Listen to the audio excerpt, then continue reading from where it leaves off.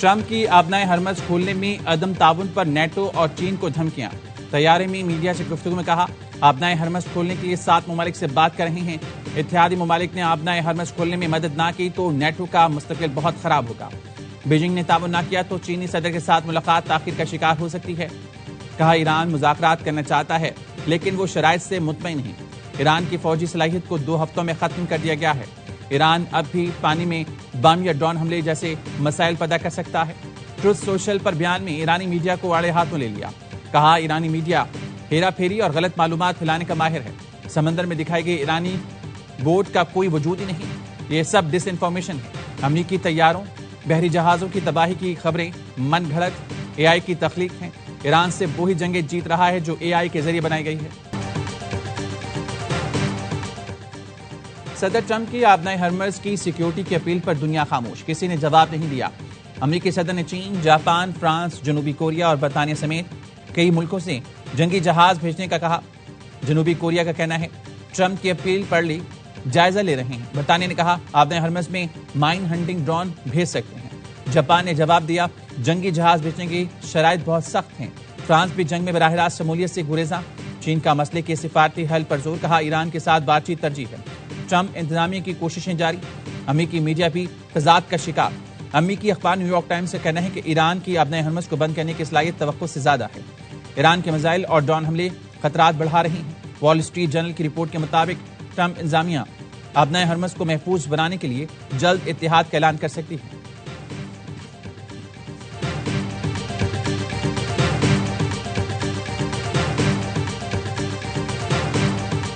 ایران جنگ اور آبنائے ہرمز کی بندش کے اثرات، عالمی مارکیٹ میں خام تیل کی قیمتوں میں مزید اضافہ۔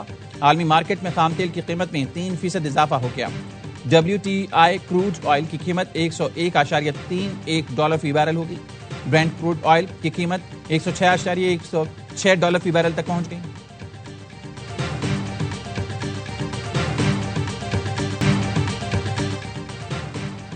ایران سے جنگ اگلے چند ہفتوں میں ختم ہو جائے گی، امریکی وزیر توانائی کو یقین۔ کرس رائٹ کہتے ہیں جنگ ختم ہوتے ہی توانائی کی سپلائی دوبارہ بہتر ہو جائے گی۔ سپلائی بحال ہونے سے تیل اور توانائی کی قیمتوں میں کمی آئے گی۔ امید ہے چند ہفتوں میں صورتحال معمول پر آ جائے گی۔ آبنائے ہرمز میں بحری جہازوں کی لائن لگ گئی۔ 1000 کے قریب بحری جہاز آبنائے ہرمز کھلنے کے منتظر۔ برطانیہ کی وزیر توانائی نے کہا ہے کہ آبنائے ہرمز کا کھلنا سب کے مفاد میں ہے۔ اتحادیوں کے ساتھ مل کر سمندری راستے کی بحالی کے لیے کام کر رہے ہیں، لیکن اسے مستقل طور پر بحال کرنے کا بہترین طریقہ جنگ بندی ہے۔ برطانیہ نے اتحادیوں کی حفاظت کے لیے جدید ترین جنگی طیارے میدان میں اتار دیے۔ برطانوی ٹائفون اور F-35 طیارے قطر اور قبرص میں تعینات۔ برطانوی وزارت دفاع کے مطابق برطانوی مفادات کے تحفظ کے لیے جنگی طیاروں نے رات بھر پروازیں کی۔ متحدہ عرب امارات، اردن، بحرین کے دفاع کے لیے فضائی کارروائیاں کی گئیں۔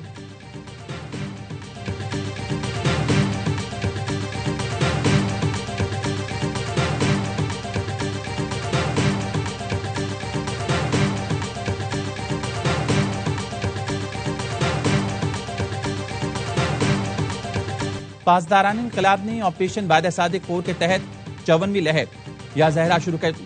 پاسداران انقلاب کا کہنا ہے خطے میں دشمن کے اہداف کو میزائلوں سے نشانہ بنایا گیا۔ 4 امریکی فضائی اڈوں پر میزائل اور ڈرون سے حملہ کیا گیا۔ حملوں کا ہدف اہم infrastructure, command centre, air traffic control tower تھا۔ میزائل اور ڈرونز نے خطے میں امریکی فورسز کے متعدد اہداف کو نشانہ بنایا۔ دشمن کے خلاف پہلی بار سجیل میزائلوں کا استعمال کیا گیا۔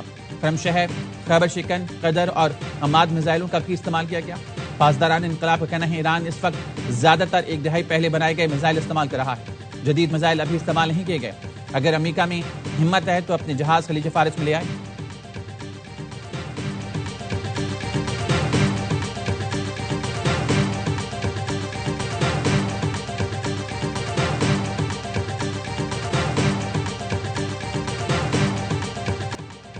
ایران کے اسرائیل پر تابڑ توڑ میزائل حملے، تل ابیب میں اسرائیلی زیر زمین بنکرز میں رہنے پر مجبور۔ تل ابیب میں میزائل آتا دیکھ کر اسکائی نیوز ٹیم کو پناہ لینی پڑی۔ اسکائی نیوز کے مطابق تل ابیب میں میزائل آتا دیکھ کر اسکائی نیوز ٹیم کو پناہ لینی پڑی۔ تل ابیب میں میزائل ڈرون دیکھ کر اسرائیلی گاڑیاں چھوڑ کر بھاگ جاتے ہیں۔ ایرانی حملوں میں تل ابیب کے مختلف مقامات پر آگ لگی، 2 افراد زخمی۔ اسرائیلی ریسکیو سروس کی 23 مقامات پر نقصانات کی تصدیق۔ ایران کا اسرائیل پولیس ہیڈ کوارٹرز اور سیٹلائٹ کمیونیکیشن سینٹر کو نشانہ بنانے کا دعویٰ۔ ایرانی فوج کا کہنا ہے خصوصی پولیس یونٹ کے ہیڈ کوارٹرز کو ڈرون سے نشانہ بنایا گیا۔ ہولون میں آگ لگنے سے متعدد افراد زخمی۔ اسرائیلی فورسز کا ایران کے متعدد ڈرونز مار گرانے کا دعویٰ۔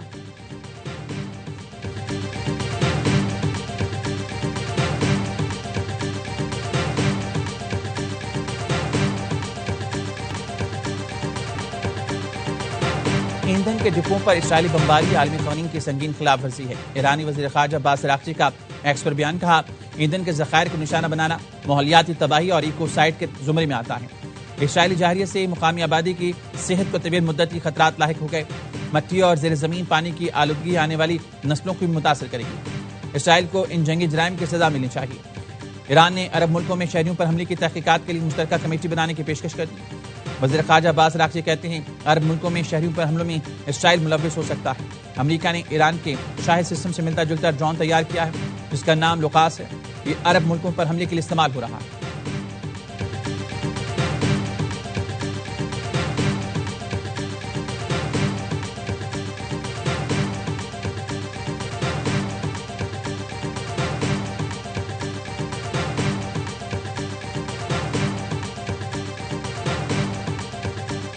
امریکہ اور اسرائیل کی ایران پر بمباری، تہران کے اسپیس ریسرچ سینٹر پر میزائل حملے کے بعد آگ لگ گئی۔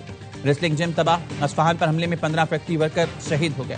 ایرانی فوجی حکام کا کہنا ہے تہران پر حملے میں خاتم الانبیاء ایمرجنسی کمانڈ کے انٹیلیجنس برانچ کے 2 سربراہ بریگیڈیئر جنرل عبداللہ جلالی اور امیر شریعت شہید ہو گئے۔ بریگیڈیئر جنرل عبداللہ جلالی کو صالح اسدی کی جگہ قائم مقام تعینات کیا گیا تھا۔ ایرانی ہلال احمر کا کہنا ہے اسرائیل اب تک 30,000 سے زائد شہری مقامات کو نشانہ بنا چکا۔ جنوبی لبنان کے علاقے قطرانی میں اسرائیل کے فضائی حملے میں 5 افراد جاں بحق اور 6 زخمی ہو گئے۔ اسرائیلی حملوں میں جاں بحق افراد کی تعداد 830۔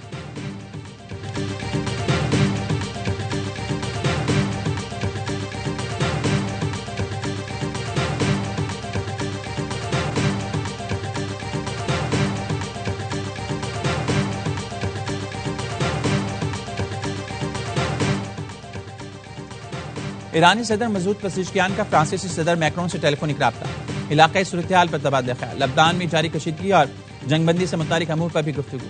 فرانسیسی صدر کی ایران سے خطے میں کشیدگی کم کرنے کی اپیل۔ صدر پزشکیان نے کہا ایران خطے میں امن کا خواہاں ہے لیکن جارحیت کے جواب دینے کا حق رکھتا ہے۔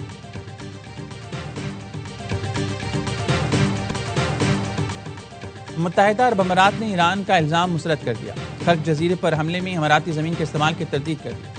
اماراتی صدر کی سفارتی موشی نے کہا ملک کو اپنا دفاع کرنے کا حق حاصل ہے لیکن دلیل اور منطق کو ترجیح دیتے ہیں۔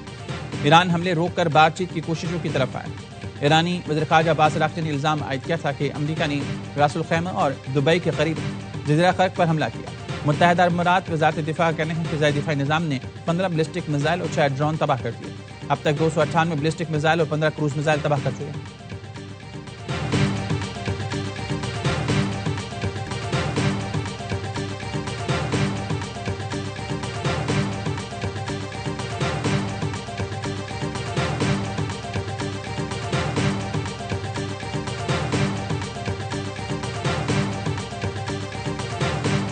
دبئی انٹرنیشنل ایئرپورٹ کے قریب ڈرون حملے کی وجہ سے آتش کی۔ عرب میڈیا کے مطابق دبئی ایئرپورٹ کے قریب فیول ٹینک میں لگنے والی آگ پر قابو پا لیا گیا۔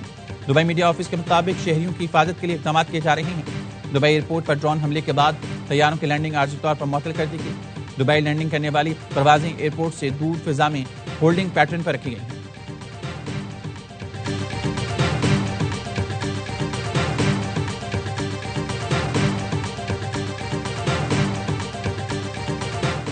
بغداد میں امریکی اڈے وکٹوریہ پر راکٹوں اور ڈرون سے حملے۔ عراق کی سیکیورٹی ذرائع نے دعویٰ کیا امریکی اڈے پر حملے میں 10 فوجی اہلکار ہلاک ہوئے۔ بغداد ایئرپورٹ کے قریب امریکی اڈے کو 3 ڈرون اور راکٹوں سے نشانہ بنایا گیا۔ ایرانی میڈیا کے مطابق بغداد میں امریکی اڈے پر عراقی مزاحمت کاروں کا حملہ۔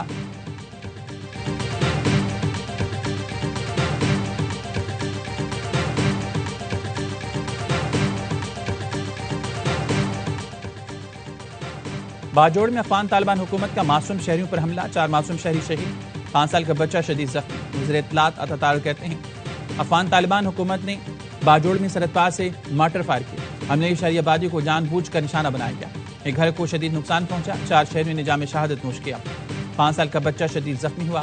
4 بھائی ساجد، ایاز، ریاض اور معاذ شہید ہوئے۔ مقامی افراد نے افغان طالبان حکومت کے خلاف شدید غم و غصے کا اظہار کیا۔ افغان طالبان حکومت نے دہشت گرد تنظیم فتنہ خارج سے مل کر بزدلانہ حملہ کیا۔ شہریوں کو نشانہ بنانا عالمی قوانین، بنیادی انسانی اقدار کی بھی سنگین خلاف ورزی ہے۔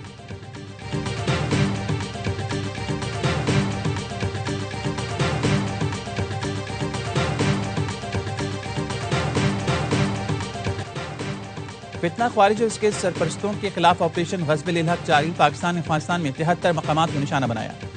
افغان طالبان رجیم کے 684 کارندے ہلاک، 912 زخمی ہوئے۔ وزیر اطلاعات اور تطارک نے بتایا طالبان رجیم کی اب تک 252 پوسٹیں تباہ اور 44 پر قبضہ کیا گیا، 229 ٹینک اور بختر بند گاڑیاں تباہ کر دی گئیں۔ پاک فوج نے 14 اور 15 مارچ کی درمیانی شب دہشت گرد ٹھکانوں کو نشانہ بنایا۔ قندھار میں دہشت گردوں کی ٹیکنیکل سپورٹ اور اسلحہ سٹوریج تنصیبات تباہ کر دی گئیں۔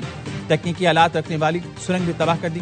چترال سیکٹر میں افغانستان کی ودینی پوسٹ پر دہشت گردوں کا جمپ آف پوائنٹ تباہ کر دیا گیا۔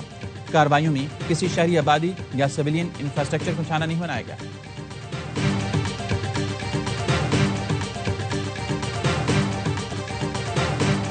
اور عید الفطر کی تیاری، شہر شہر خریداری جاری۔ عید سے پہلے آخری سنڈے بن گیا شاپنگ ڈے۔ کراچی میں خوبصورت رنگوں اور دلکش ڈیزائنز میں کشمیری چوڑیوں کی خریداری۔ لاہور میں اپنی نوعیت کا پہلا عید میلہ سج گیا۔ ایک ہی چھت تلے من پسند برانڈز ملنے پر خواتین خوش۔ اسلام آباد میں بھی خواتین اور بچوں کی عید شاپنگ، کپڑوں کے بعد چوڑیوں اور جوتوں کی خریداری۔ فیصل آباد کے شہری ملبوسات، جوتوں، میچنگ جویلری، چوڑیوں کی خریداری میں مصروف۔